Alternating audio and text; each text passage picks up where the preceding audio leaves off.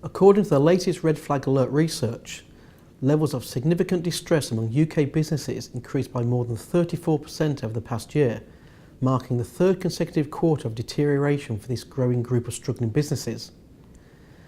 Levels of more severe critical distress fell by 9% over the past 12 months, a less substantial volume compared with the companies suffering significant distress, but positively, the 9th consecutive quarter of year-on-year improvement in this category. Levels of significant distress have been primarily driven by SMEs, who experienced a 40% rise in distress over the past 12 months. Meanwhile, among large companies, distress levels actually fell by 9% over the same period. Comparing critical financial problems by region on an annual basis, the largest reductions in financial distress came from Wales, Northern Ireland and the Midlands. Scotland was again the only area to see a rise in critical financial distress year on year. When comparing regions on a quarterly basis, the research reveals all regions except Northern Ireland, Scotland and the South West showing decreased critical distress levels.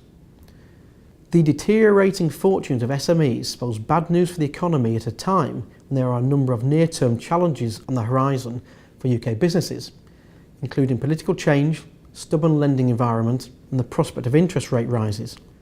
Recent positive reports that business confidence is now at a 22-year high may also be a contributing factor to the latest rise in distress levels, as SMEs overstretch themselves without financial support to try and keep pace with the wider UK recovery. Despite rising distress levels, SMEs are more optimistic than ever about their outlook, and as such, they are expected to fuel job creation over the coming year.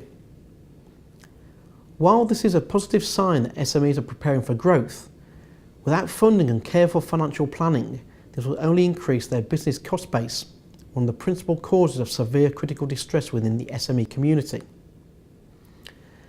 Access to funding is still a major issue for a huge number of UK SMEs.